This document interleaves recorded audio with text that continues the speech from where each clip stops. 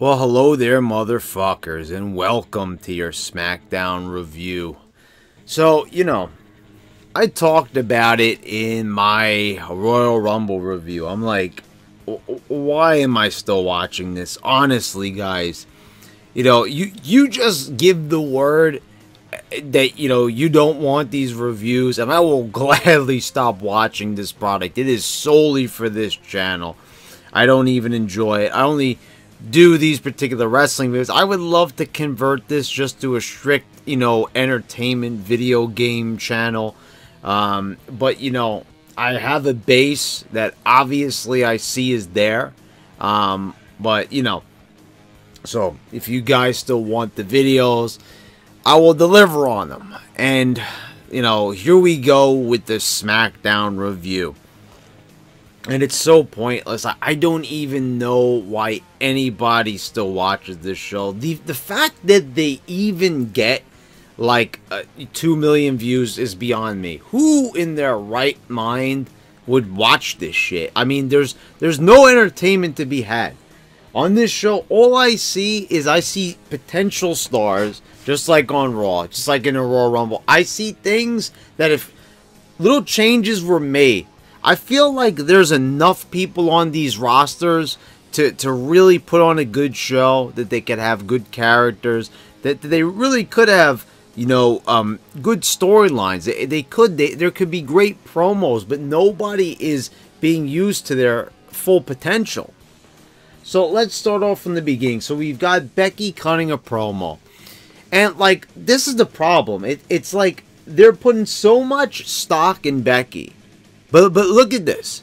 You already noticed that maybe Becky's getting a little bit too big. Whatever the case may be, the fans seem like they like her for the most part. She doesn't look like she's drawing any ratings, but at least the in-house crowd, most people seem to like her. So, whatever. Whatever the case may be, maybe she brought in a few hundred people to watch the show each week. I don't fucking know. So, Becky is there.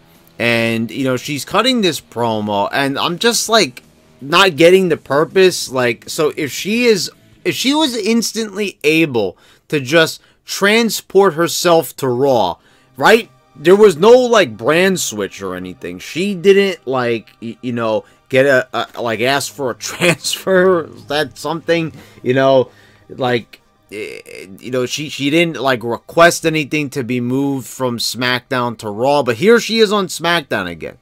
So just because she won the Royal Rumble, or she just allowed that one appearance. I don't get it. Like, Daniel Bryan is invited to Raw, I guess, so he's allowed. I don't know how it works. Why they have the brand extension is just like beyond anyone's comprehension. So she comes out, she cuts this promo. You think maybe it would be awesome to have, Ronda Rousey run out there. And I mean, the least that they could maybe do is, maybe have like the, like security holder back or something like that. I don't know. But, she's just kind of cutting this promo. And it's not really going anywhere until Charlotte comes out. And she beats the shit out of Becky. So she gets like a sucker punch on Charlotte, and then just Charlotte beats the shit out of her. And she's like limping away, and like, okay, so let me get this straight. So 2 times she got owned. First on Raw, and then again on SmackDown. And she just won the Royal Rumble. Like, Jesus Christ, like, don't get me wrong, Cringey Lynch is as cringy as ever. But, whatever the case may be, Becky built this for herself. Any level of popularity, she owes it to herself. She did this character. Some people like it, others don't. And, it's like I said, it's not that I don't like her. I had talked for a long time that I liked Becky Lynch, but it's this character. It's too much. It's like in your face all the time. The comparisons to Stone Cold, and we're going to get to that in 1 minute. So there's a match with R-Truth and Nakamurphy. So Nakamurphy just won the title on the pre-show at the Royal Rumble. Like, anybody cares. Rusev won it from him. He did nothing with it for the month that he held it. Then they have a rematch, and then Nakamurphy wins it again. So now we're here with R-Truth and Nakamurphy. R-Truth rolls him up the first few seconds, gets the win. Then instantly Rusev comes out, and, you know, I don't know what the reason is. All of a sudden, he's a heel. He has trouble, you know, he has a problem with R-Truth being the champion. So they have a match, and this match lasts about 2 minutes. R-Truth rolls him up as well and gets the win. Then both Nakamurphy and Rusev beat him down. And then I'm like just kind of sitting here saying to myself, okay, so you're beating him down. Why? Because, you know, he beat you both, and I guess you guys have that in common. So, you know, no one's out there to help R-Truth. They're just beating him fucking down. And, you know, that's that. So, yeah, there's your new U.S. champion, R-Truth. He won the title. And, you know, then he successfully won it. And this is, like, so random. He goes from being a joke at the Royal Rumble. They steal his spot. Nia Jax comes out, beats the shit out of him, steals his spot, and, you know, like, there's no acknowledgement of this even. You know, does Nia, like, you know, does, like, Truth make a challenge to Nia or address it in some way? Or maybe Carmelo wants to get revenge on Nia for what she did to R-Truth.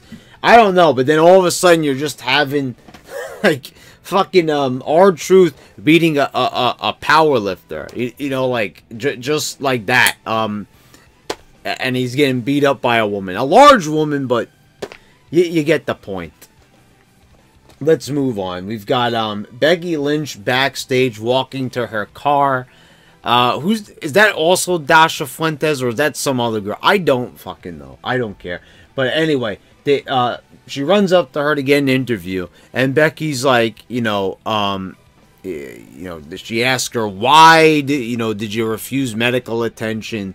She says, oh, because I don't want to spend any more time on the shelf. And she literally sounded like she was about to cry, and she had a pouty face on. Her lip was quivering. Is this the man?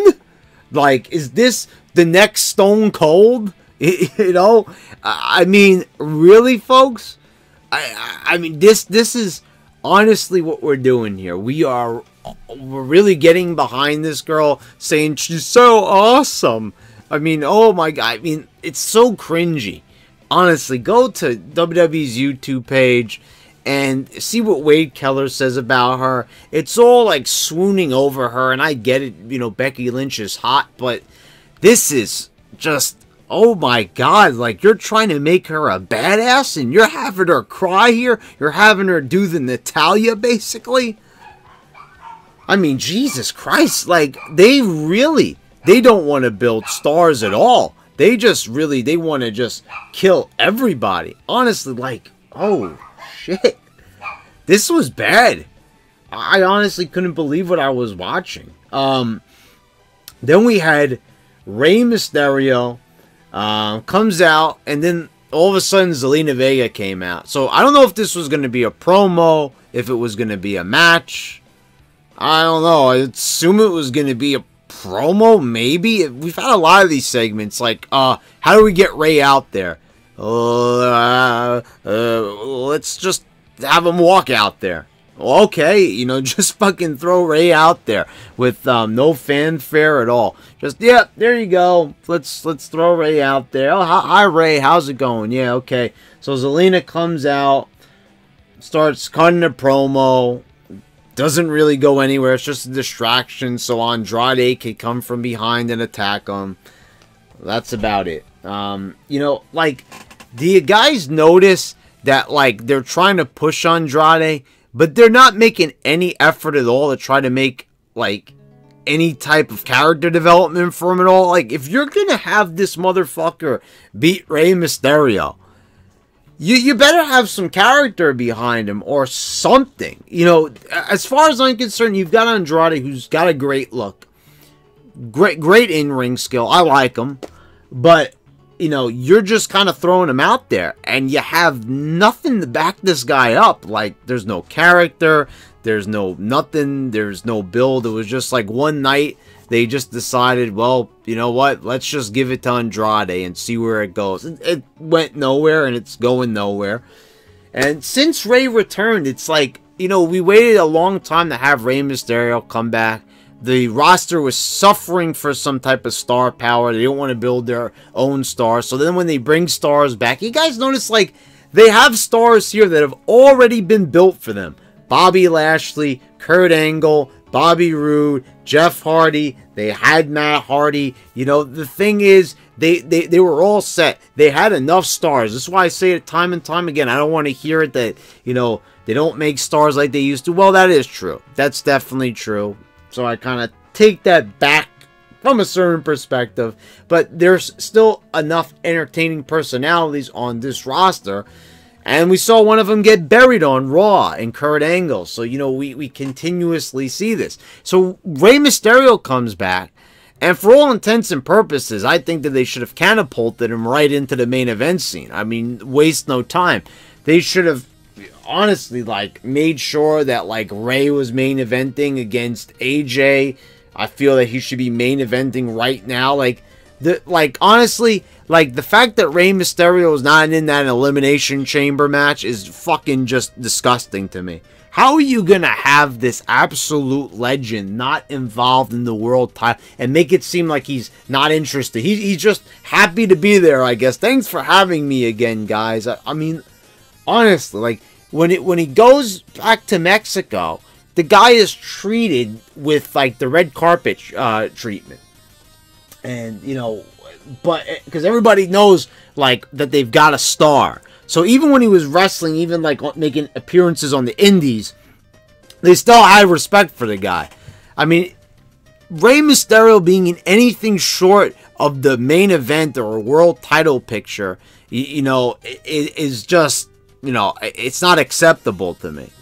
Especially after, you know, like, what are we supposed to do? Like, same thing with Kurt Angle. Are we supposed to sit there like a bunch of idiots and pretend we didn't see years and years of great entertainment from WWE with these guys at the top, you know, like, doing so well, being shown in a, you know, and I get it. A lot of people didn't like Rey Mysterio's World Championship run. You know, he lost a lot of times when he was champion. I get it, but, you know, he was still there. They still gave him a lot of wins and everything. You know, I know it's a very controversial title reign and everything, and I think a lot of people have kind of, like, shone a light on that a little bit too much. So, you know, whatever. But Rey Mysterio was always treated as a champion and a main eventer, and that's what he should be. And definitely in this day and age, he should be treated this one. So then we've got a backstage segment with Rusev and Nakamura getting challenged by Gallows and Anderson. So R-Truth is not interested in getting revenge from earlier in the night. They're not interested in getting a U.S. title match or anything like that. They're just going to settle for a tag team match. So I don't get it. We start off the night. They're, you know, two guys that are hungry for the U.S. championship. You know, Nakamura was champion. So it's like now they're just a tag team. It's time to give up with both of these guys. I mean, honestly, what are we doing? You know, first, Nakamura is like one of the greatest in the world. He wins the Rumble. It's a dream match. And Nakamura, I didn't even say this on my Royal Rumble review. Does anybody even notice this? Nakamura won the Royal Rumble. And I didn't even put this together. Yes, he was in the Royal Rumble. But here's the funny thing. Like, yes, they did end up putting him in the Rumble. He eliminated Kurt Angle, which kind of made no sense. Like, why it wasn't Baron Corbin the one to do it since they have the rivalry. I don't know. But isn't it funny that Nakamura actually was on the pre-show when he fucking won the whole goddamn thing last year? I just find that just hysterical. I mean, really, that is just something else when you kind of think about it. Yeah, he was featured in it, but we all knew he wasn't going to win it again, especially when he was treated that way the whole year. Then you had Shane McMahon and The Miz, and it's celebration time. Shane's got a surprise for The Miz. It's The Miz's father. And it's just like, I don't know, I'm watching this and I'm like, why am I watching this? All intents and purposes, all you had to see was this. Miz's father being brought out so they could have this magical moment telling him that he's proud of him. Why do I care? Like, honestly. Like, The Miz, who has been WWE Champion, who main evented against John Cena years back. And here I am, sitting here, watching The Miz and his dad hugging in the ring. You know, proud of him because he finally won the tag titles. Okay, the Usos defeated New Day, Heavy Machinery, and The Bar. So, you know, Heavy Machinery just got there. These 3 other teams have been there. They've been, you know, having tag title matches. They've all been champion 1,000 fucking times. You get a new team in there just to have another team just so they could say it's a different match, but they're not going to win it. So what the fuck was the point of even bringing them there? It's the same thing like Sanity. You promote this new team, they're brand new. The least you could do is, like, if you want them on the roster, that obviously means that you want to do something with them. But now it's just to fill spots. It's like they're embarrassed that they're doing the same 3 teams over and over. So what they do is they pull out a team from NXT. Oh, there's a new team here, guys. Fresh start. Yeah. Real fresh. You know, you still had the Usos win. Great. That's fantastic. Absolutely fantastic. So is that the deal here? We're going to have the Usos against Shane and The Miz. Is that the exciting match? I mean, then Daniel Bryan reveals a new championship. And like I said, I like this character behind Bryan. He says this is it's hemp from a freshly fallen oak tree, and you know, he kind of like, it looks almost like this was made from like a sack. You know, it kind of like wove a sack together to make a belt. It looked kind of cool, but I'm like, you know, the challengers that come out, all of a sudden it's AJ Styles for the fucking 1,000th time. Then we've got Mustafa Ali, Randy Orton, Jeff Hardy, Samoa Joe. Everybody comes out here to challenge Daniel Bryan. Then they all start fighting, and then, you know, Joe comes out and he starts, you know, being Mr. Tough Guy here. You know, it's like, okay, it's like I'm still not buying him. Like, I'm still not buying him as a badass. Like, seriously? Like, you just had the guy get eliminated at the Royal Rumble by Mustafa Ali. And Mustafa Ali can't even be bothered to say a fucking word here. He has Joe tell him to shut up. And Bryan gets up on the announce table, says he's not defending against anybody. Triple H gets on the Titantron and says that Bryan will be defending the championship against everybody in an Elimination Chamber match. Great. That's fantastic. I don't know. I can't get excited for any of this stuff anymore. Bryan's great. Easily one of the best parts of the show. Becky Lynch is cringy as fuck. I don't know what else to say, guys. I mean, it really is. It's the same shit week after week. As, you know, it's like we can't even build a storyline here. So what we're going to do is we're just going to throw a bunch of random people into the match with Daniel Bryan. You know, we completely failed with this AJ storyline. Like, the thing is with AJ,